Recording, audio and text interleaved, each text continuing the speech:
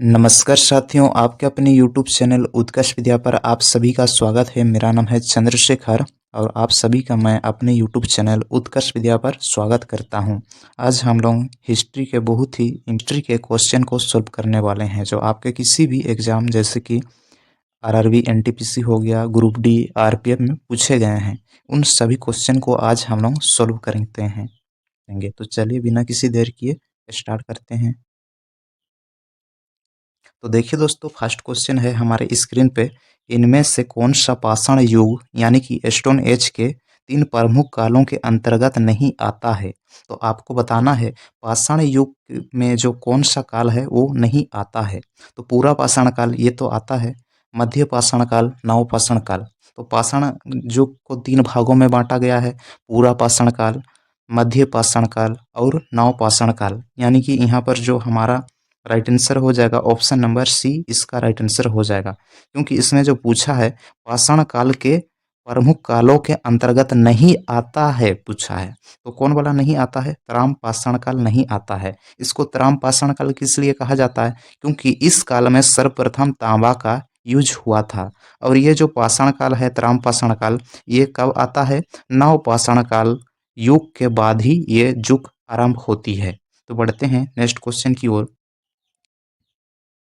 Next question है हमारा, भीमबेटका की गुफाओं की खोज कब हुई थी? तो आपको बताना है भीमबेटका की गुफाओं की खोज कब हुई थी।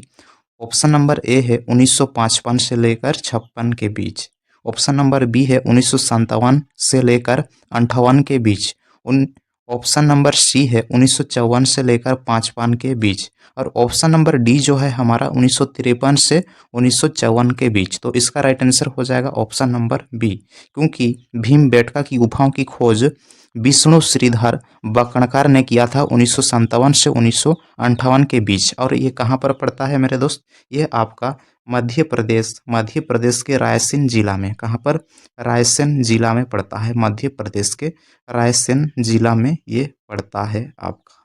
तो बढ़ते हैं नेक्स्ट क्वेश्चन की ओर। नेक्स्ट क्वेश्चन है, देखिए, भीमबेटका के शिलाश्रय निम्नलिखित में से किसके लिए प्रसिद्ध है? तो आपको बताना है भीमबेटका में जो चित्र बनाए गए हैं, भीमबेटका में जो चित्रकारी जो बनाए गए हैं वो किसके लिए प्रसिद्ध है? तो ऑप्शन नंबर ए है, देखिए, मौर्य वंश के दौरान की गई चित्रकारी के चिन्हों की वजह से। ऑप्शन नंबर बी है मुगलों की मूर्तिकला के चिन्हों की वजह से। ऑप्शन नंबर सी है प्रारंभिक द्रविड़ काल के चिन्हों की वजह से। ऑप्शन नंबर डी है भारतीय उपमहाद्वीप पर मानव जीवन के प्राचीनतम चिन्हों की वजह से। तो इसका राइट आंसर हो जाएगा ऑप्शन नंबर डी, क्योंकि भीमबेटका का जो शिलाश्रय है वह किस लिए प्रसिद्ध है? भारतीय उपमहाद्वीप पर जो मानव जीवन के प्राचीनतम चिन्हों की वजह से ये फेमस है। तो बढ़ते हैं नेक्स्ट क्वेश्चन की ओर। नेक्स्ट क्वेश्चन है, भारत में पाषाणकालीन शिला चित्रकारी कहाँ पाई जाती है? तो आपको बताना है भारत में कौन सा स्थान पर पाषाणकालीन शिला चित्रकारी पाए गए हैं। तो ऑप्शन है, देखिए, ए नालंदा, ऑप्शन नंबर बी है भीमबेटका, ऑप्शन नंबर सी है एलिफेंटा एवं ऑप्शन नंबर डी है बाघ गुफाएं। तो इसका राइट आंसर हो जाएगा ऑप्शन नंबर बी, क्योंकि भीमबेटका जो है भीमबेटका जो है ये चित्रकारी के लिए फेमस है, प्रसिद्ध है। तो इसका राइट आंसर हो जाएगा ऑप्शन नंबर बी। और ये कहाँ का बोल रहा है? पाषाणकालीन चित्रकारी के लिए फेमस है हमारा क्या? भीमबेटका। ये कहाँ पर पड़ता है? ये हमारा मध्य प्रदेश में पड़ता है, रायसेन जिला में। तो बढ़ते हैं नेक्स्ट क्वेश्चन की ओर। नेक्स्ट क्वेश्चन है, निम्नलिखित में से कौन सा मानव गतिविधियों एवं सभ्यता के प्राक ऐतिहासिक काल का सही कालानुक्रम है? तो आपको बताना है ये जो प्रागैतिहासिक काल है उसका सही क्रम क्या है। तो ऑप्शन नंबर ए है, देखिए, पूरा पाषाण काल, मध्य पाषाण काल, नव पाषाण काल। ऑप्शन नंबर बी है धातु युग काल, मध्य पाषाण काल, पूरा पाषाण काल। ऑप्शन नंबर सी है नव पाषाण काल, मध्य पाषाण काल, पूरा पाषाण काल। ऑप्शन नंबर डी है मध्य पाषाण काल, नव पाषाण काल और पूरा पाषाण काल। तो इसका सही क्रम बताना है आपको। प्रागैतिहासिक काल का सही क्रम क्या है? तो सही क्रम है हमारा पूरा पाषाण काल, मध्य पाषाण काल और नव पाषाण काल। तो इसका राइट आंसर हो जाएगा ऑप्शन नंबर ए, इसका राइट आंसर हो जाएगा। तो बढ़ते हैं नेक्स्ट क्वेश्चन की ओर। नेक्स्ट क्वेश्चन है हमारा, सिंधु घाटी सभ्यता के समय में शिल्प निर्माण के लिए सीप कहाँ से प्राप्त किए जाते थे? तो सिंधु घाटी सभ्यता के समय में शिल्प निर्माण के लिए सीप कहाँ से प्राप्त किए जाते थे? तो वह स्थान है हमारा नागेश्वर। वह कौन सा स्थान है? वह स्थान है हमारा नागेश्वर, और जो कि कहाँ पर पड़ता है? ये हमारा गुजरात में पड़ता है। गुजरात, नागेश्वर एक स्थान का नाम है जो कि गुजरात में पड़ता है। तो इसका राइट आंसर हो जाएगा नागेश्वर, क्योंकि सिंधु घाटी सभ्यता में जो शिल्प निर्माण होते थे वह शिल्प नागेश्वर से ही हमें प्राप्त होते थे। तो बढ़ते हैं नेक्स्ट क्वेश्चन की ओर। नेक्स्ट क्वेश्चन है, सिंधु घाटी सभ्यता का निम्न में से कौन सा स्थल पंजाब यानी कि भारत में स्थित है? क्वेश्चन है, सिंधु घाटी सभ्यता का निम्न में से कौन सा स्थल पंजाब यानी कि भारत में स्थित है? तो ऑप्शन नंबर ए है कोट दीजी, ऑप्शन नंबर बी है बनावाली, और ऑप्शन नंबर सी है बालू, ऑप्शन नंबर डी है हमारा रोपड़। तो इसका राइट आंसर हो जाएगा रोपड़। रोपड़ जो है हमारा ये भारत में स्थित है, और इसी रोपड़ से पालतू कुत्ते दफनाने का साक्ष्य भी प्राप्त होता है। इस रोपड़ से क्या प्राप्त होता है? पालतू कुत्ते दफनाने का जो साक्ष्य है यानी कि एविडेंस है, ये प्राप्त होता है। तो बढ़ते हैं नेक्स्ट क्वेश्चन की ओर। नेक्स्ट क्वेश्चन है, हड़प्पा की अधिकांश मानक मुहारे डॉट डॉट नामक एक प्रकार के मुलायम पत्थर से बनी होती थी जो 2x2 बीमा के साथ वर्गाकार आकृति का होता था तथा जिसका उपयोग व्यावसायिक उद्देश्यों के लिए किया जाता था।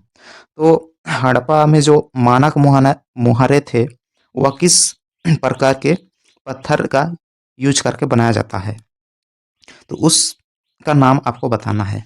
तो ऑप्शन है, देखिए, option number A rhodonite, option number B golden rutile, option number C है स्टीएटाइट, ऑप्शन नंबर डी है सेलेनाइट। तो इसका राइट आंसर हो जाएगा ऑप्शन नंबर सी, क्योंकि स्टीएटाइट से ही हड़प्पा की जो मानक मुहारे हैं अधिकांश बनाए गए हैं। इसको और एक नाम से भी जाना जाता है जिसका नाम है खेलकाड़ी। इसको और किस नाम से जाना जाता है मेरे दोस्त? खेलकाड़ी के नाम से भी जाना जाता है इसको।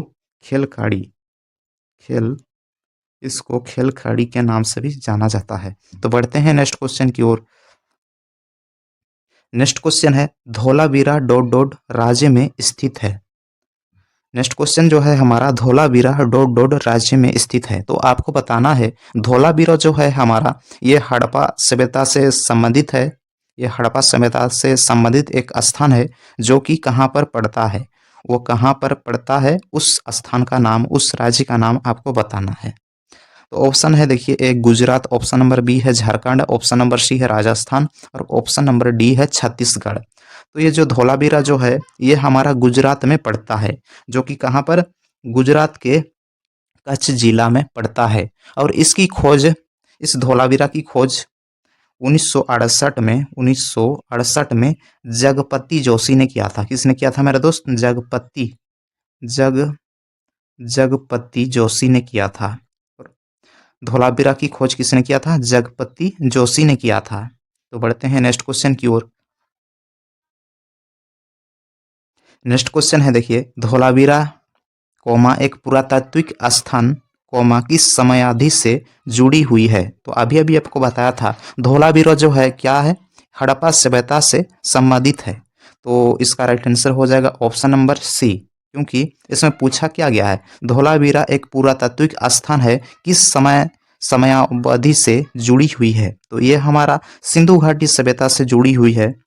तो इसका राइट आंसर हो जाएगा ऑप्शन नंबर सी। तो बढ़ते हैं नेक्स्ट क्वेश्चन की ओर। नेक्स्ट क्वेश्चन है, मोहनजोदड़ो में पाया गया विशाल स्नानागार एक विशाल देश था।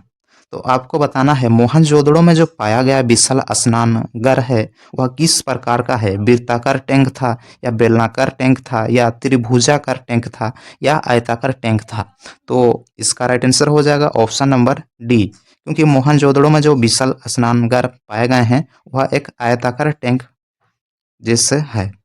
किससे है? ये आयताकार टैंक है। तो बढ़ते हैं नेक्स्ट क्वेश्चन की ओर।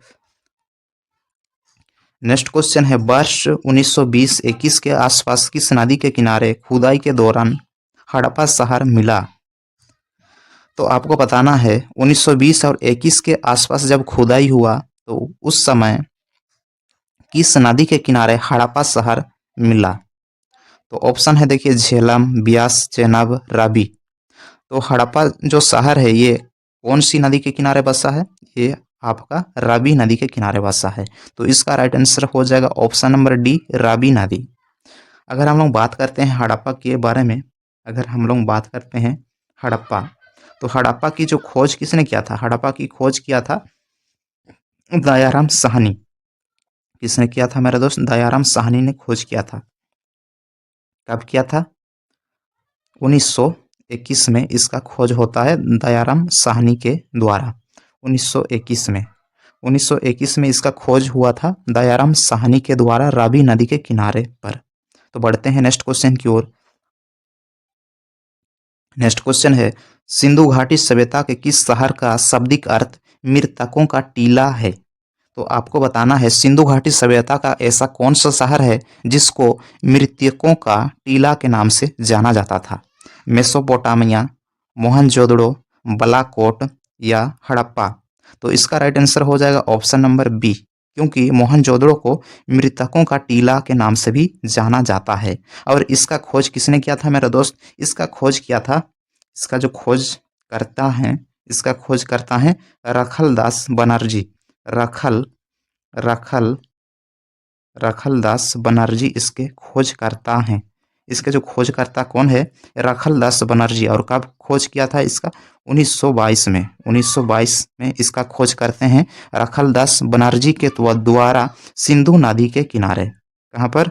सिंधु नदी के किनारे इसकी खोज होती है रखलदास बनर्जी के द्वारा 1922 में। तो बढ़ते हैं नेक्स्ट क्वेश्चन की ओर।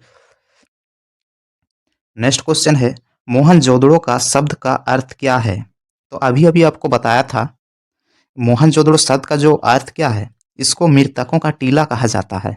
तो इसका राइट आंसर हो जाएगा ऑप्शन नंबर सी, इसका राइट आंसर हो जाएगा। तो बढ़ते हैं नेक्स्ट क्वेश्चन की ओर। नेक्स्ट क्वेश्चन है, मोहनजोदड़ो कहाँ स्थित है?